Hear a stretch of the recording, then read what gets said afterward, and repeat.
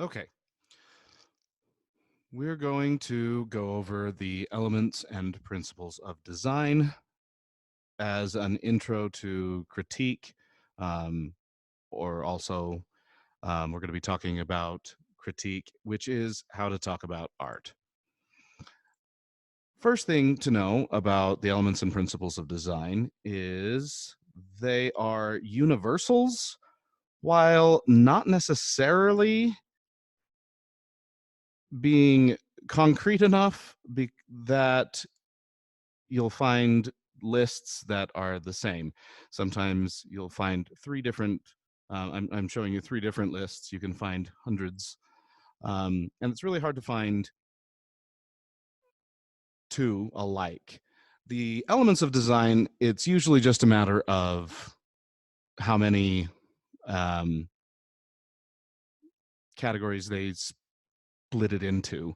So color, texture, line, shape, and form. Shape and form are combined. Line, shape, form separated. Color, texture, space. Um, line, plane, shape, form, space, value, texture, color. It's just about how far you break it down. There isn't any real disagreement on what the elements are, just how far we should break it down. With the principles, however, they're all over the place. Um, there are additions and subtractions depending on which list you look at. And that's because the principles of design, one, we're talking about it, artists coming up with lists, which isn't the way artists think. Two, they're very much abstract concepts. And three, they're coming from different perspectives and media and different things. So people will um, understand the terminology differently. They will value different aspects of it differently, and so on. So I want you to, as we go over these elements and principles, I want you to understand concepts. I don't particularly care, although we will work toward being able to use all of the terminology correctly, but um, I won't be as concerned about exactly which list you use as I am that you can talk intelligently about art and hopefully change the way you look at the artwork, instead of I like it. Why? Just because I do. I don't know. It's cool. That you'll have a better vocabulary to understand your reactions to the artwork, and and then of course to discuss your reactions to the artwork. So that's the goal. Um, the elements, the difference between elements and principles. Elements are the tools. They are present in every design of pretty much any kind. You take a random object around the room, a chair, a desk, a toilet, and those have been designed. You can find the lines, the shapes, the forms, the color, the texture, and the space that they occupy. They're all going to be there. If it's a drawing, you might not be able to really talk about form. Um, but if you take an object, and we're primarily interested in um, three-dimensional design, you take any random object, you can identify all of those things. And, somebody designed them as well. You could also do the same thing with a rock, which nobody in particular designed. It's just a rock. But it's still going to have all of those. The principles of design are more how to use the tools. They are more about the rules. And we use rules very loosely because, again, we're talking about artists. And um, artists often feel that the best reason to learn the rules is so that you can break them more effectively. And I'm all on board with that idea. Um, if the main point of you learning these rules is so that you can identify the best times and places to break them, that's completely acceptable. So we're going to go through the elements first and then the principles, kind of one at a time. And this is a more expanded list that I have, and these are going to be in your workbooks and in various resources that you can refer back to, so that the idea is that you have this particular expanded list, or the one that's in your workbook, open in order to discuss the artwork when we get to that. So less about memorizing the list, more about changing the way you look at things. When you start from a list, can you talk about the particular artwork? Can you apply the ideas to a particular piece of art? And I'm going to talk about this initially in a way that was the first way it ever made sense to me. When I took art classes in high school, this stuff was mentioned. In college, they gave us handouts. It was talked about, even sometimes vaguely taught, the first several times it came across, but it always seemed like a list of things to memorize, and I didn't see why I cared. I kind of looked at it and I'm like, oh yeah, this is a good way to talk about it, but then I just tossed the list aside. The first time it actually changed the way I thought about designs was in a class taught by Brent Hansen at Dixie State called Intro to Visual Arts Theater, and that class doesn't really exist anymore, but it was design and a focus on the elements and principles in the context of theaters, a theater where we had plays and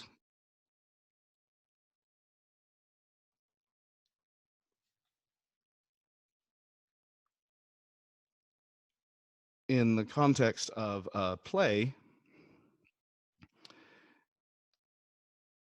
you have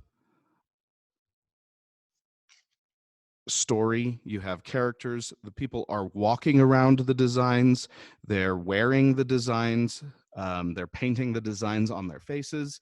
The design is what's lighting them up with the lighting design. And not only that, but all of the designs, including, there needs to be a table, but what should the table look like, should support the story. It should either be from the time period, or it should help move the story along in some way at some point. So they all have a definite purpose in mind. So one of the things that my professor talked about was using this inverted triangle idea. He would take he talked about putting a giant triangle shape, or if there's some overhang, even if it's just painted in the background, if you've got an actor standing underneath that during an intense scene, it will help to lift up the tension, because it gives it a place and it gives us a sense of something going to happen. First off, you take a look at these, and I ask, which one's upside down? And there's two very correct answers. They're just basic shapes, they're two-dimensional, so there's no particular reason one should be upside down. But we also know precisely which one is upside down. It's this one. And that's because if we were to give it a place and a position, that object can't stand up on its own. It's floating somehow. And so we just assume that it's, upside down, because generally when we see triangular shapes, They are, the flat side has to be down, otherwise it'll tip over. But if you can make it personal, and that's kind of what happens in the theater, it has a purpose, one, and it becomes personal. You put an actor underneath there, and we're all concerned that that object is going to tip over and squish the person. If it's the bad guy of the play, maybe we want it to happen. If it's a good guy, maybe we're afraid it's going to happen. But either way, we get a sense that we get a sense of tension and movement. If you take the person out, some of that tension is still there. This still looks like something that isn't settled. It looks like something that can't fit into we need more information to make this work in our world. If you see a pyramid, it's going to be resting on its base unless it's moving through the air or it's, something else is going on. So we need more information for this to work in the world. And so it gives us this slight, very subtle sense of tension. And like I said, it can seem like a bit of a stretch, but if we can start looking at even the very most basic and simple things with an intent and with in a way that makes it personal, then we can start to make sense of this. So if we're going to break down all of these, we're going to start with the most boring and obvious of the elements, which is line, and the most boring and obvious types of lines are straight lines. You have three options. You can have horizontal, vertical, and diagonal. There's also, variants on the theme. You can have thick and thin, and so on, but we're going to just keep it simple for right now. We've got three types of lines, and each of them is used throughout history and in various designs for particular purposes, and these purposes are consistent. So it seems really boring and obvious. Let's see if we can make it a little more interesting, and then we can try applying that later on. Horizontal things. Where do we see horizontal lines around us? We see that on the floor, we see it on tabletops. The horizon is obviously a horizontal line, although generally around here, it depends on which direction you look. Tops of walls, etc. What do we expect these things to be doing? How much do we expect out of these horizontal objects? And generally, the answer is very little to nothing. We kind of expect tables to stay put. We expect the floor to stay put. We expect the horizon especially to stay put. If the horizon is moving, there's something very seriously wrong with either our brains or the world. We worry about that. Even if at a picnic where there's this really flimsy foldable table, when people are sitting around the table leaning on it and whatnot, the amount of shock that occurs when the table collapses or tips or moves is comical. Like, it's this little flimsy thing that we just set up, and there's this moment you see in people's eyes where their world is shaken because this horizontal thing moved and we don't expect it to. It collapsed and all of your food goes flying everywhere. We don't expect these things excuse me, to move. Now, to make it more personal, instead of just things around us, how about people themselves? When do we see people horizontal? And our typical answers are going to be when you're dead, sleeping, maybe getting a CAT scan. And even sleeping, most of us don't lay down in our beds with our arms to our sides and straight back. That's not how most of us sleep. Generally, the only time we're completely horizontal is, when we're dead or getting a CAT scan. It's a very static thing. Static meaning the opposite of dynamic. It's not going to move. And the more horizontal, the more we get that sense. The less we have horizontal, when you're sleeping, you move around a bit, but you also don't lay perfectly straight the whole time. So there's diagonal lines and other things being mixed into that. Um, vertical lines, pretty similar. And then when we look around the world, we see them in fairly similar places. Instead of the table top, it's the legs of the table. Instead of the floor, it's the walls, pillars, and posts, and the sides of frames instead of the tops and bottoms of frames. And um, and so, what do we expect of these things? And if you are looking for a verb that describes the horizontal, we come up with sit or be, or pretty passive verbs. With vertical, we can come up with stronger verbs. What's the point of the walls in your house? It's to hold up the roof, it's to block out, separate things, it's to block out the wind and the weather. It's got purposes more than just to kind of sit there. The floor is just something to put everything else on. um, and so we get a little more out of these, but not a lot. But they do hold things up. And the other thing is, they do their job best when they're entirely vertical. And most of these things, if they're holding something up, we expect them to be strong. We want strong walls, strong legs on the table, so it doesn't have that collapsing that makes everybody's world go upside down for just a moment before they realize that, yeah, okay, that makes sense. I just sat on a folding table that's 30 years old. But we don't, um, but they need to be strong in order to do their job. When do we see people completely vertical?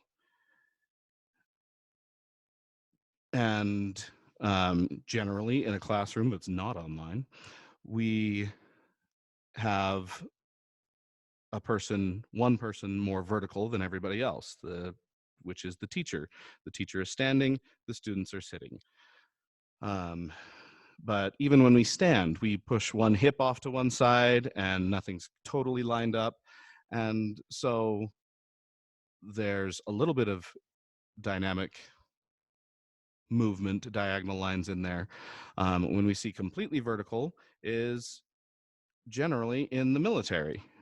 People stand straight up and down, all of their parts lined up as vertically as possible. And why? Does it make them better soldiers? Because what happens if you stand like that for too long is that you're going to pass out. Being unconscious generally does not make you a better soldier. There is a little bit of it can, because being willing to do something that seems dumb until it causes you harm, just because somebody told you to do that, that is helpful in the military, because sometimes they tell you to do dumb things like rush that machine gun, and it's going to get you killed, but you do it anyway because after a few of you get killed, you take over the machine gun and you win the battle and therefore the war and all that sort of thing. um, but the reason that they do it is because it shows strength and order, particularly when you get nice straight vertical lines, and you combine those with the horizontal lines is where you get the most order. But the verticals are the ones that create a sense of strength. Diagonal lines equal movement. I kind of hinted at that a little earlier. That is just kind of how it is. When you look at any composition that a statue, a painting, a drawing, any design, if you want to give it a sense of movement, you give it diagonal lines. And generally, the more diagonals, the better. If you take a look at this particular diagonal line, if you accept that it's moving, which way is it moving? Is it going up or down? And generally, people look at this one, and of course, you realize it could be going either way. But if you're required to pick, you generally think this one is going up because we read from left to right, and from left to right, it is going up. Now, if you look at both of these,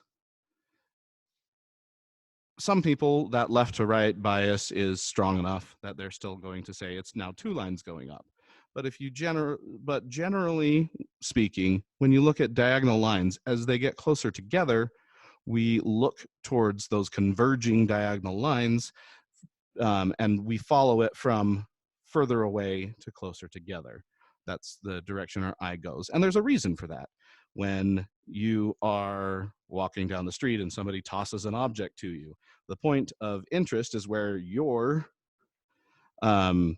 pathway intersects with the rock or the whatever. They can either throw it to you and you have the option of making your hand connect with the object in order to catch it, or if they're throwing a rock at you, then it's to make sure that your head doesn't connect with the object. But either way, that point of convergence is the important point. And so our brains are kind of trained to look for that. When are people diagonal? If they're all at the same, straight up, this guy looks like he's tipping over. You add more angles and you make the angles stronger, and he looks like he's running. That is, as often as not, that's how we end up sleeping, right? Our limbs are spread all over the place. But we look at that and we don't think that's the top-down view of somebody who's laying in bed. We assume it's somebody running. It's natural to assume there's movement, even if you assume this is a top down, it's a chalk outline, or it is somebody sleeping. It's like, oh, they must be thrashing around, or they moved a lot when they were sleeping, or this is how the body landed. It's got a sense of movement to it for sure. So when you look at where we consistently see these lines in art or in designs or in the world around us, horizontal lines are peaceful. We see them in sunsets and oceans and plains, and you get paintings of these, and these tend to be the calming paintings, the ones that people like because they're peaceful and give you a sense of peace. Those are sometimes the same paintings that other people say are boring, and they're both right. There's not a lot happening in that. Generally, when you want a really peaceful picture for your, background on your desktop or wallpaper or whatever, on the list are sunsets on the ocean. So you've got the horizon is perfectly horizontal, and you've got some little wispy horizontal clouds off in the distance, and then you've got those waves that are all horizontal and the beach line that's horizontal. And just because that all together is too boring, then off to one side you've got a palm tree that's got a strong diagonal line that gives it some sense of movement, so that it's not too boring. But that's something we see. Vertical lines, we get idea of strength. They're in, we've got them in the military, pillars and walls, and diagonal lines are movement. Vertical compositions and designs, when you want to make a building look more impressive, they have lots of pillars, lots of, a bank. We want a bank to look strong so that your money is safe. We want it to be powerful so that you're going to, earn lots of money. Government buildings, we've got pretty much the same thing. They put lots of pillars, lots of designs. They also will mimic classical architecture that goes back to the birthplace of democracy in Greece. Um, and um, and they'll hark back that way. But we see these used often, even in structures where you've got diagonal lines. Those, the roof of your basic house is going to be diagonal, and that's to move the water off of the top. Uh, um, and so, yeah, we've got all of that. Now there's a quality, and this doesn't really fit into either elements or principles of design per se, but it's a good way of describing. It's a quality of line, and it's also a quality of shapes and forms. And we've got organic versus geometric. Organic lines, shapes, and forms are going to have a similar list of characteristics. They're going to be curvy. They're going to be soft. If we think about living things, you've got everything from little bacteria and fungus, and then we get up into plants, and they all have kind of randomized edges, although there are patterns within that. And the patterns usually are consistent in curving. We see lots of spirals, snail shells, the way that wood splits in a big spiral pattern, the way certain trees kind of twist as they go up. We see curved things, and they're never quite perfect. They're never regular. Geometric are generally man-made, and so those are going to be regular. They're going to be straight lines with hard angles, and there's a long-standing tradition of them being associated. Those straight geometric is a left-brained thing, and so it's generally associated with masculinity because males tend to be more left-brained. Now, before you think I'm passing judgment on that, I am right-brained. My wife is left-brained. There's no particular reason that you should be one or the other, but there's a tendency there, and so it gets associated with that, and it's a historical and anthropological sort of a thing that you should be aware of. Again, if for no other reason than to break the rules. So curvy, soft, organic forms, they're safe, they're feminine. Hard angles are masculine, and there's a balance. It's a spectrum or a continuum, and so when the question is asked, is this organic or geometric? Very often the answer is yes, it's both. But you should be able to identify which parts are more organic or geometric and why. And in general, the why and where do you see that are going to be the important points in when you talk about things, rather than finding the right answer. Because when we talk about art, we're talking about our own reactions and things like that. And it's going to vary from person to person. So here on this image, we've got an irregular curvy line. So that one would be more organic. This is very straight, sharp lines. That's geometric. This is a very organic, soft, curvy shape. The colors and the way they blend together are more organic. This is more geometric. There's, straight geometric shapes. And then this one, if you look at the lines and the line quality, we get hard edges, hard lines, sharp corners. And so we're definitely seeing geometric.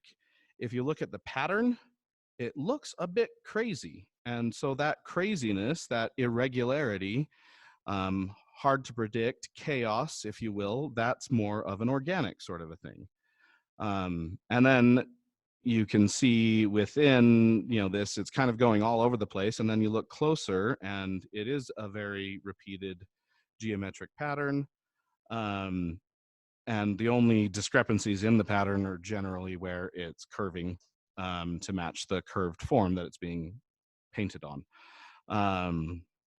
This one here, very soft form. The object itself is a very soft, organic sort of not terribly predictable shape. And then the lines on there are hard lines in generally square patterns with sharp edges. So that would be more geometric. However, the straight lines aren't really straight. So maybe that's a little bit of organic. So, if I had to pick one for the form, the object itself, I would say organic. And then the design on the object, I would say geometric. And now we're getting into shape and form. Shape is a two-dimensional word. Form is a three-dimensional word. So a square is a geometric shape. It's geometric because it's got four sharp angles, straight lines. It's very regular. Generally, if you ever see it in math class, then it should be geometric. And a cube is a geometric form. This weird little cloud shape thing, it's curvy, it's irregular, so that makes it organic. But it's a flat thing, it's a shape. And then this pear is three-dimensional, so that makes it a form. So this is an organic form. What about these? We've got a circle and a cylinder. A circle is curvy and soft.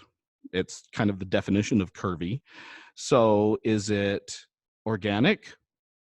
But it's also very regular and precise and mathematical. You can, pi r squared, and you can find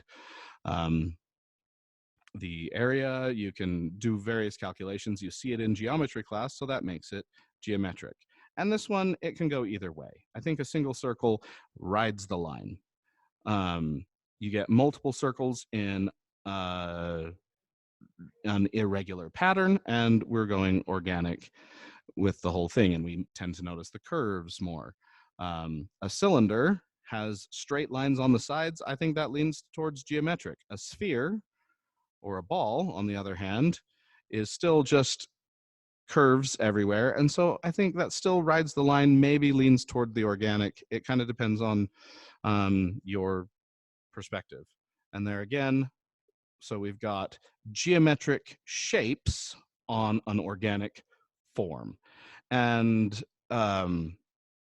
the reason that that's important is for clarity. When you're wanting to, in general, people talk about a cylinder and a cube as a shape.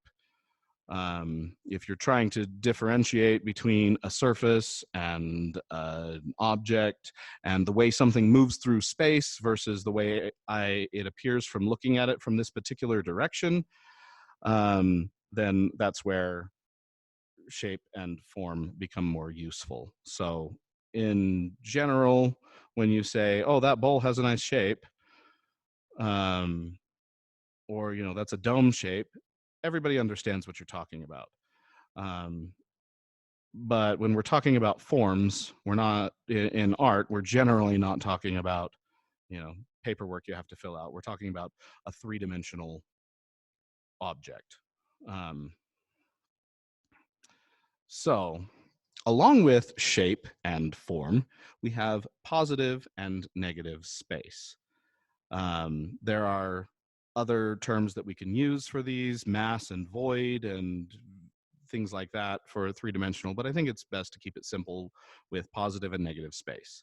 And the very simple definition of positive space is where the stuff is, and negative space is where the stuff isn't. So in a drawing, In this one, we've got a white background. The white is where the stuff isn't, so that's negative space, and the black is where the ink is, so that's where the stuff is, so that's positive space. And with a lot of objects, positive and negative space aren't worth talking about. You have a simple cup, and the positive space is the part you can touch, it's the clay, and the negative space is around that as well as on the inside. Apart from mentioning that the inside and the outside are the same general form, which means that the cup is consistent thickness throughout, it's not worth saying a whole lot. But all of these I've chosen because they are more worth talking about, with positive and negative space. And with the key is when negative space becomes part of the design rather than just the area around it. And it's something you should think about in order to make it more part of the design. But in this one, you can see the positive space, you see a cup or goblet of some sort. And in the negative space, you see faces, two faces facing each other. It's a classic example of a, oh man, I can't even think what the thing is called. Something that, tricks you. And the term entirely left my mind. But the term we're concerned about is it's also used as a good example of positive and negative space, both used effectively. With this one, if you look closely at any one part of it, it looks like ribbons. And you look at the whole, and you clearly see a person, meditating, sitting there cross-legged. Another way to include negative space is interior negative spaces. Back from when you were a little kid and built forts by putting blankets over the top of a chair or flipping over a couch or whatever it is that you did, climbing under a table, we find interior spaces inviting. Now, people get claustrophobic. That's a learned behavior, and that can change things. But generally, we feel drawn toward certain interior spaces. And if you notice, if you're already inside of a house, building a tent in your bedroom by propping up a chair and draping a blanket over the top of it, it has to do with that smaller interior space. Something that you can climb inside of, go inside of. And so if you can make an interior space that is visible, particularly if it's mostly visible, then it becomes inviting. If it's too invisible, it's that little bit of, we can see most of it, but not quite all of it. That makes it intriguing, inviting. We want to see more, and it sparks our curiosity. If you don't give us enough information, we don't know what to be curious about. It's just a hole. We also tend to be afraid of when there's not enough. If you can see into a cave and you can see, you're walking by and there's this little shallow cave, you can see most of it, you kind of want to go inside and see the rest. If it's a big, dark, deep cave, then that's going to, well, oh, is this safe? Should I be doing this? And that's going to start sparking those other questions and makes it a little less inviting. Orson Scott Card is an author that I like. And in some of his commentary, he talks about making a story engaging, a mystery particularly. If at the beginning of a mystery they tell you nothing, then you're just lost and you lose interest in the story. If they tell you about half, it's still too confusing and we still lose interest. Though what keeps you reading keeps you engaged is giving you almost all of the information. And then you really want to find out that last little piece. And it's the same way with art. If we can see almost all of it, then we tend to stay interested, and we tend to stay interested longer. I particularly like organic, curvy things like this, which of course is part of why I make that kind of a thing, that there's some negative space, there's space that you can look at, and it changes as you go around it, and look at it from different perspectives. And the way it moves through space, it brings, different things to light. We see that here, here, and here. You can't see, it's not just a front and a back. You've got a statue of a person, you see the front, you see the back, you've seen it. But as you follow this line, for example, right here, we go and we follow that along here, and then it disappears. As I start walking around to find it over there, I'm going to continue following it, but then I won't be able to see where this one goes. Is that all the same line? Which line is it? And there's just enough interest here that I want to see that going around the rest of the way.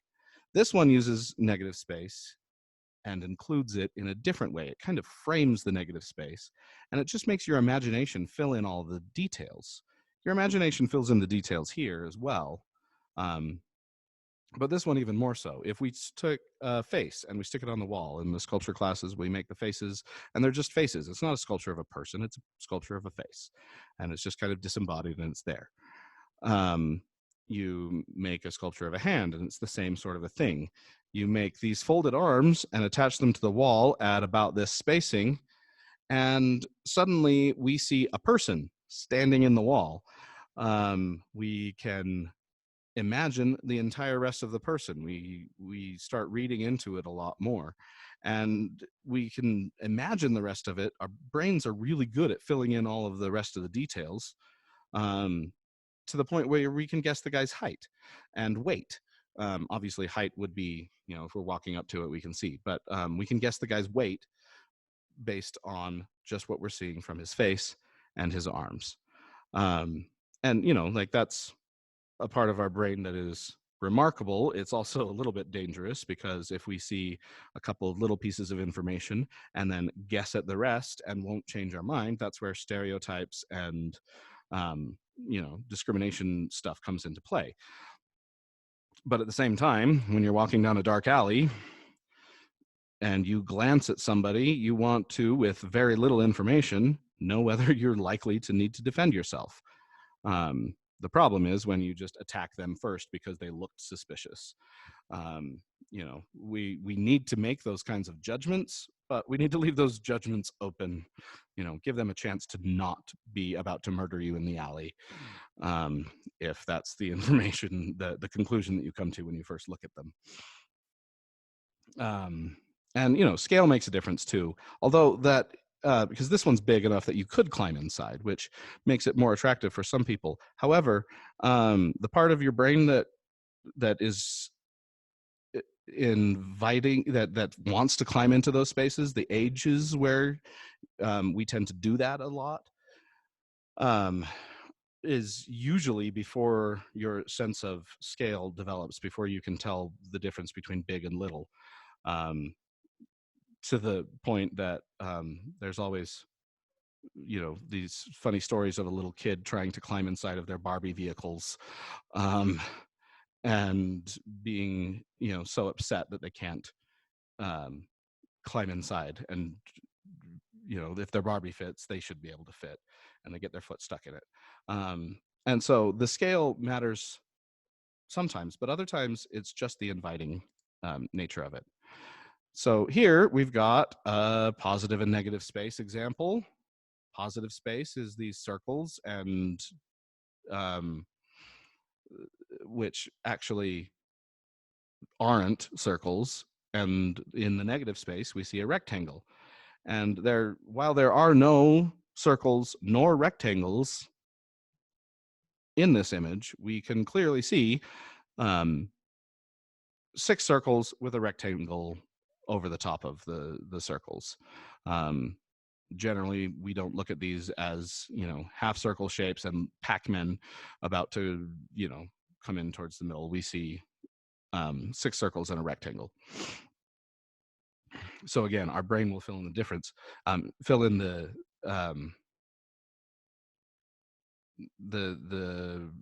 leftover stuff, where we don't have enough information.